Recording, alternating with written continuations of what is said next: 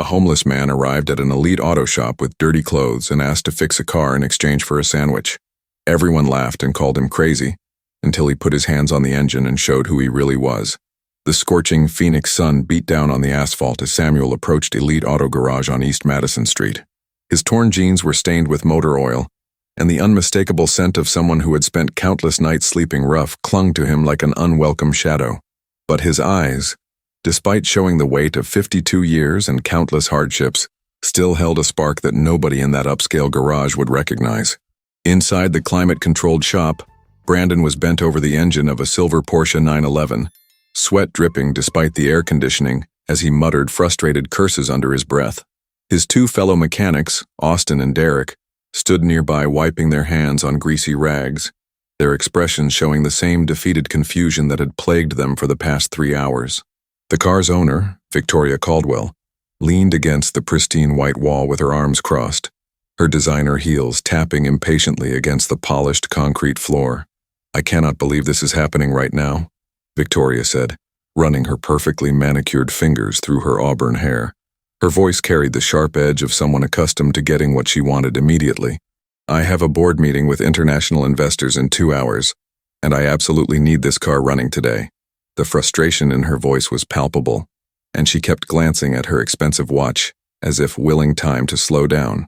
Brandon lifted his head from the engine bay, using the back of his oil-stained hand to wipe sweat from his forehead, leaving a dark smudge across his skin.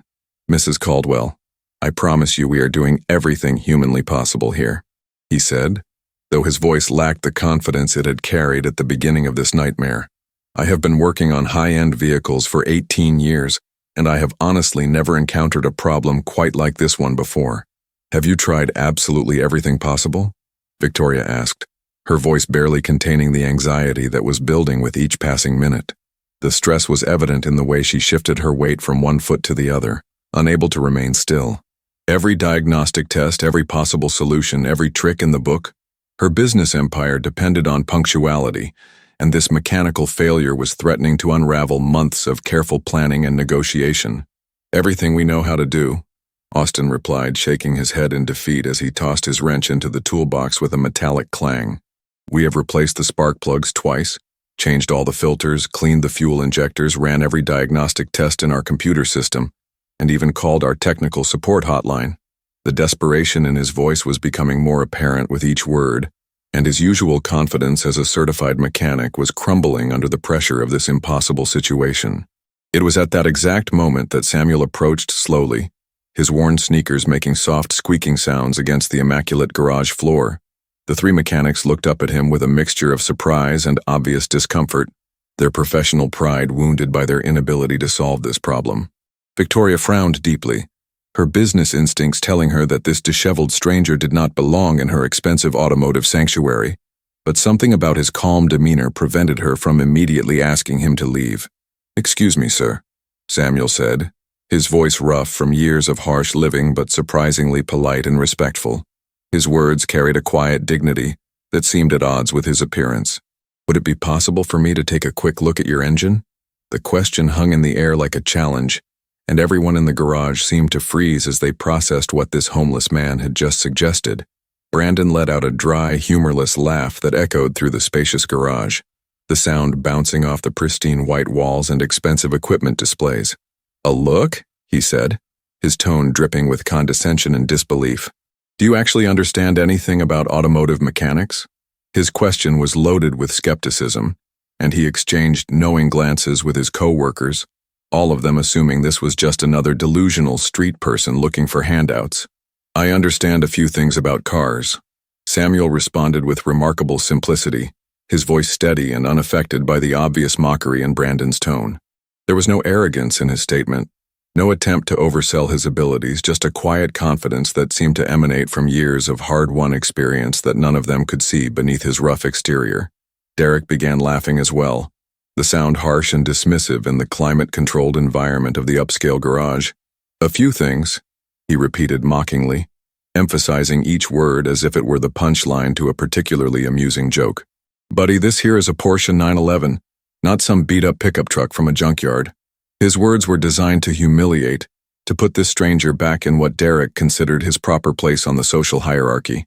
"I am fully aware that it is a Porsche 911, Samuel said calmly, his voice never rising above a conversational tone despite the obvious insults being thrown his direction. "It is a 2022 model with the 3-liter twin-turbo engine." He paused, tilting his head slightly as if listening to something only he could hear. "I heard the irregular firing pattern when you started it a few minutes ago, and the problem is not where you gentlemen are currently looking." Austin looked over at Brandon with an expression of pure incredulity painted across his face, as if he could not believe what he was hearing from this unexpected visitor. "Now the homeless guy has become a Porsche specialist," he said sarcastically, his voice loud enough for everyone in the garage to hear clearly. "What is next?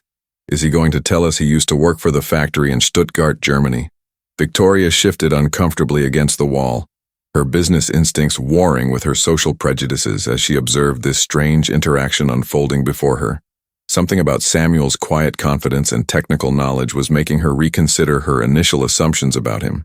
The way he spoke about her car was not the rambling of a delusional person, but rather the precise language of someone who genuinely understood high-performance automotive engineering. "Listen here, friend," Brandon said, standing up to his full height and wiping his greasy hands on a shop rag with exaggerated slowness. His body language was clearly intended to intimidate, to establish dominance over this intruder in their professional space. "I do not know where you came from or what you think you're doing here, but this is a professional automotive facility." The unspoken message was crystal clear. People like Samuel did not belong in places like this. "We do not need help from," Brandon began, then caught himself before completing the obviously offensive statement that was forming on his lips. Even in his frustration and embarrassment, some small part of his conscience prevented him from saying exactly what he was thinking about this homeless stranger who dared to offer assistance.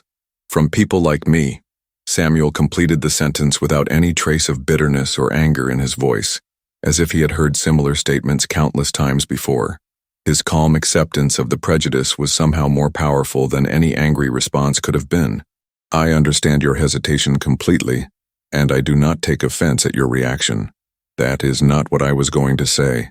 Brandon lied, his face reddening with embarrassment as he realized how transparent his prejudice had become. The other mechanics looked away uncomfortably, knowing exactly what their colleague had been thinking but not wanting to confront the ugly reality of their own biases. The tension in the garage was becoming almost unbearable. Derek, however, felt no such restraint about expressing his thoughts openly and without any filter whatsoever. "Look, man, you obviously need a shower and a meal more than you need to be messing around with expensive cars that belong to successful people." His words were deliberately cruel, designed to drive Samuel away through sheer humiliation and social pressure. Victoria pushed herself away from the wall, her business instincts finally overriding her social conditioning as she watched this confrontation escalate. "Gentlemen, please let us all maintain some level of professionalism here," she said firmly, though her voice betrayed her own uncertainty about how to handle this unprecedented situation. Something about Samuel's demeanor was compelling her to give him a chance, despite every logical reason to dismiss him immediately. Samuel observed the open engine compartment with the practiced eye of someone who had spent decades working with high-performance machinery, his gaze moving systematically across each component, with a precision that none of the mechanics noticed. "May I suggest running a specific diagnostic test to confirm a particular suspicion that I have developed?" he asked politely, his hands remaining respectfully at his sides, despite his obvious desire to examine the engine more closely. "What kind of suspicion?"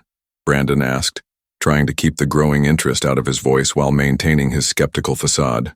Despite his prejudices, his professional curiosity was being aroused by Samuel's confident manner and technical vocabulary. Something about this stranger's approach was fundamentally different from the desperate guessing that had characterized their own troubleshooting efforts. "The problem is located in the engine control module, not in any of the mechanical components that you have been testing," Samuel explained with quiet certainty. "It is an electronic issue, which is precisely why your traditional mechanical diagnostics have not been successful in identifying the root cause." His explanation was clear, logical, and delivered with the kind of confidence that comes from genuine expertise.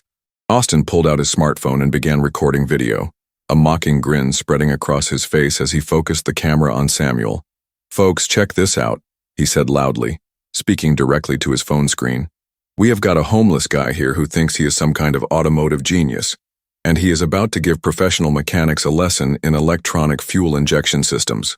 Austin, please stop recording that, Victoria requested firmly, but he continued filming with obvious enjoyment of the spectacle. This is not appropriate behavior for a professional establishment, she added, her voice carrying the authority of someone accustomed to having her instructions followed immediately.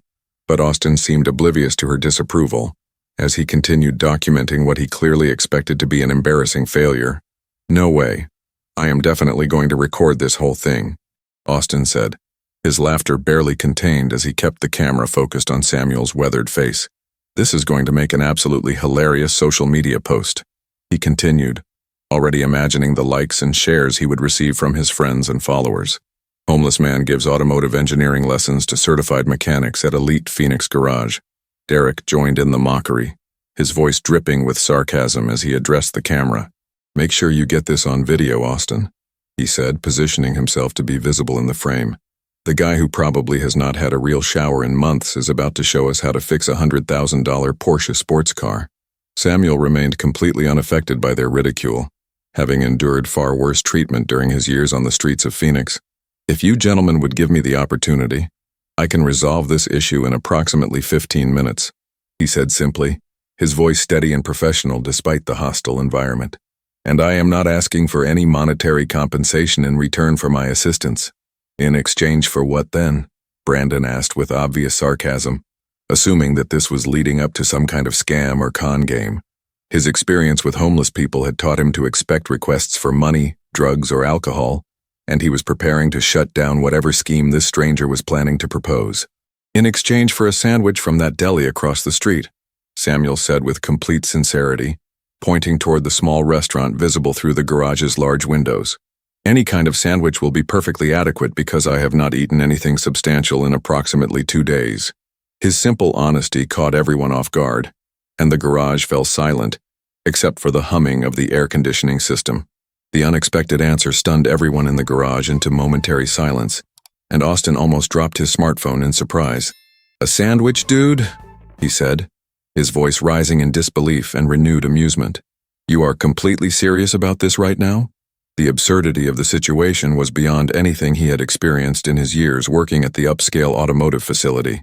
"I am completely serious," Samuel confirmed with quiet dignity, his hunger evident in the hollow look around his eyes and the way his clothes hung loosely on his thin frame. "And I can guarantee that I will successfully resolve the problem that has been puzzling you gentlemen for the past several hours." There was no boasting in his statement, just the calm confidence of someone who knew exactly what he was talking about. Brandon looked over at Victoria, who appeared to be deep in thought as she studied Samuel's face intently. She approached him slowly, her heels clicking against the polished floor as she moved closer to examine his eyes for any signs of deception or mental instability. "Do you genuinely understand automotive electronics?" she asked directly, her business instincts telling her that something significant was happening here. "Yes, ma'am. I do understand them quite well," Samuel replied, meeting her gaze steadily without any trace of the evasiveness or desperation that she had expected to see. His eyes were clear and intelligent, despite the obvious signs of malnutrition and exhaustion that marked his face. "I have been working with high-performance engines and their electronic control systems for most of my adult life. How can you possibly know that the problem is in the engine control module without even running a diagnostic test?" Victoria pressed, her analytical mind demanding more specific information before she would consider trusting this unusual stranger. Her success in business had come from her ability to quickly assess people and situations, and something about Samuel was triggering her instincts in an unexpected way. Samuel pointed toward the open engine compartment with a steady hand that showed no signs of the tremors typically associated with chronic alcoholism or drug addiction. "Based on the specific sound pattern that your engine was producing, it is a very distinctive noise that occurs when the camshaft position sensor is sending incorrect data to the main control unit," he explained with technical precision. "The computer responds by cutting fuel injection as a protective measure to prevent potential engine damage." Victoria turned to look at Brandon with a questioning expression on her face, silently asking whether they had actually tested the component that Samuel had just mentioned. "Did you check that particular sensor during your diagnostic process?" she asked, though she could already see from Brandon's expression that they had not been as thorough as they had claimed to be. We checked everything that seemed relevant. Brandon replied defensively, but his voice lacked the conviction it had carried earlier in the day. The truth was that they had focused primarily on mechanical components and basic electrical systems, never considering the more sophisticated electronic sensors that controlled modern engine management. We covered all the standard diagnostic procedures that we normally use for these types of problems. You did not check the camshaft position sensor, Samuel said calmly without any trace of accusation or criticism in his tone. You focused on mechanical issues and basic electrical components, but modern high-performance vehicles are controlled entirely by sophisticated computer systems. His explanation was patient and educational rather than condescending, as if he were genuinely trying to help them understand rather than embarrass them. When a critical sensor fails or provides incorrect data, the engine computer automatically enters what is called limp mode to protect the expensive internal components from damage. Samuel continued, his technical knowledge becoming increasingly apparent with each word. The result is exactly what you have been experiencing. The engine runs, but produces significantly reduced power and performance. Austin was still recording everything, but his attitude had shifted noticeably from mocking entertainment to genuine curiosity about what was unfolding before his camera. This is actually getting pretty interesting, folks, he said quietly to his phone, no longer laughing at Samuel but instead beginning to take him seriously. The guy actually seems to know what he is talking about, and our best mechanics have been stumped for hours. Brandon approached Samuel with a mixture of skepticism and growing respect evident in his body language and facial expression. All right, let us suppose for a moment that you are correct about the diagnosis, he said slowly, his professional pride warring with his curiosity about this stranger's unexpected expertise. How exactly would you go about fixing this particular problem? I would need to access the engine control module using a professional diagnostic computer, reset all the error parameters that have accumulated, and then recalibrate the camshaft position sensor to factory specifications, Samuel explained methodically, as if he were teaching a class on advanced automotive electronics. The process requires specialized equipment and software that most general repair facilities do not typically have available. We do not have that kind of advanced diagnostic equipment here at our facility, Derek admitted reluctantly, his earlier mockery replaced by grudging professional interest. The complexity of Samuel's explanation was far beyond what they would expect from someone without formal training and extensive experience with high-end automotive systems. I know where we can access the necessary equipment, Samuel responded without hesitation, his knowledge of the local automotive community becoming apparent. There is a specialized European car facility about 6 blocks from here, and the owner is someone who would be willing to help us with this particular situation. His confidence suggested that he was not just making empty promises, but actually had real connections in the industry. Brandon and Derek exchanged meaningful glances, their professional skepticism warring with their growing realization that Samuel might actually possess the expertise he claimed to have. Of course he knows someone, Derek said sarcastically, but his tone lacked the conviction it had carried earlier, and everyone could sense that his certainty was beginning to waver in the face of Samuel's detailed technical knowledge. Victoria continued studying Samuel intently, her successful business career having taught her to recognize genuine expertise when she encountered it. The way he spoke about automotive systems, his calm confidence, and his detailed technical knowledge simply did not match the appearance of a desperate homeless person trying to scam them. What happens if you cannot actually solve the problem? She asked directly, her practical nature demanding clear terms for any agreement. If I cannot successfully resolve the issue with your vehicle, then you owe me absolutely nothing, Samuel replied immediately, his willingness to accept complete responsibility for the outcome demonstrating a level of confidence that impressed even his skeptics. No payment, no sandwich, no compensation whatsoever for my time and effort. And if you do manage to fix it successfully, she pressed, wanting to understand the complete terms of his unusual proposal before making any commitment. Her business instincts told her that deals that seemed too good to be true usually were, but something about Samuel's straightforward manner was convincing her that he was being completely honest about his abilities and intentions. If I successfully repair your Porsche, then you can buy me any sandwich from that deli across the street, Samuel said with simple dignity, his modest request highlighting the desperation of his current circumstances. That is the complete extent of what I am asking for in return for solving a problem that has cost you several hours of valuable time and is threatening your important business meeting." Brandon let out a long, exasperated sigh that seemed to deflate his remaining resistance to this unprecedented situation. "Fine, we will give you a chance to prove yourself," he said reluctantly, his professional curiosity finally overcoming his social prejudices. "But when this does not work out the way you are claiming it will, you need to leave immediately and stop disrupting our business operations. That is completely acceptable to me." Samuel agreed with a slight nod, showing no signs of doubt or anxiety about the challenge he was accepting. His calm confidence was becoming increasingly impressive to everyone watching, and even Austin's camera work was becoming more respectful as he documented what was clearly turning into something significant rather than merely entertaining. Samuel walked purposefully toward the European specialty shop that he had mentioned, his stride showing none of the uncertainty or hesitation that might be expected from someone making empty promises. Victoria watched him go, her intuition telling her that something extraordinary was about to happen in her ordinary day. There was something almost familiar about the way he moved, a confidence and purposefulness that seemed at odds with his current circumstances.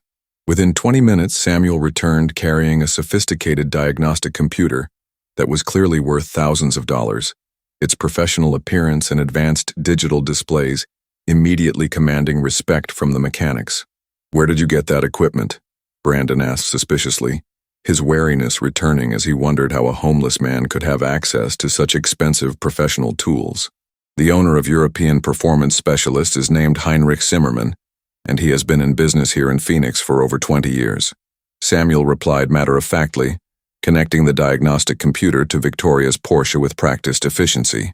"He remembers me from the old days, and he was happy to lend me his equipment when I explained the situation." The casual way he mentioned being remembered suggested a history that none of them could have imagined. The diagnostic computer immediately began displaying error codes that confirmed exactly what Samuel had predicted, and the three professional mechanics watched in stunned silence as he navigated through complex menus with the expertise of a factory-trained technician. Within 12 minutes, he had reset all the accumulated error parameters and recalibrated the camshaft position sensor to perfect factory specifications. "Try starting it now," Samuel said simply, disconnecting the diagnostic equipment and closing the hood with practiced precision. Victoria turned the key, and the Porsche engine roared to life with a perfect, smooth purr that it had not produced in weeks. The power was immediate and flawless, better than it had run since she first bought the car 2 years earlier. Austin was still recording, but now his voice carried awe instead of mockery. "I cannot believe what just happened here," he whispered to his camera. "This guy just solved in 15 minutes what 3 professional mechanics could not figure out in 6 hours. Victoria got out of the car, her eyes wide with amazement and something that looked almost like recognition. "Who are you really?" she asked Samuel directly. "That level of expertise does not come from nowhere." Samuel hesitated for a long moment, then reached into his worn jacket pocket and pulled out a faded, creased photograph. It showed a younger version of himself standing next to a Formula One race car, wearing a driver's suit and holding a trophy, his face bright with the confidence and success of a champion. "My name is Samuel Mitchell," he said quietly. "I was a professional race car driver for 12 years. Won the Indianapolis 500 in 2008. He looked at the photo with infinite sadness. "Lost my wife and daughter in a car accident in 2012, and I have been running from that pain ever since." The garage fell completely silent except for the gentle humming of the perfectly running Porsche engine. Victoria's eyes filled with tears as she realized she was looking at a legend who had fallen further than anyone should ever have to fall. Without hesitation, she pulled out her business card and pressed it into Samuel's weathered hands. "Samuel Mitchell, you are not going to spend another night on the streets," she said firmly. "I own a chain of luxury car dealerships, and I am offering you a position as my head diagnostic specialist with full benefits, housing assistance, and whatever support you need to rebuild your life." Brandon, Derek, and Austin stood watching in amazement as their world turned completely upside down, realizing they had just witnessed something that would change all their lives forever. Sometimes the most extraordinary people are hiding in the most ordinary circumstances, and sometimes the greatest comebacks begin with the smallest acts of kindness. Samuel Mitchell's story reminds us that everyone deserves a second chance, and that true expertise and character cannot be hidden forever, no matter how far someone has fallen. What started as a simple request for food in exchange for help became a moment that transformed multiple lives and restored hope where there had been only despair. In a world that often judges people by their appearance rather than their abilities, Samuel's story stands as a powerful reminder that heroes can emerge from the most unexpected places. If this incredible story of redemption and second chances touched your heart, please share it with others who might need to hear this message of hope. Leave a comment below telling us about a time when someone surprised you with their hidden talents, or when you witnessed an unexpected act of kindness. And do not forget to subscribe to our channel for more amazing true stories that will restore your faith in the power of human resilience and compassion.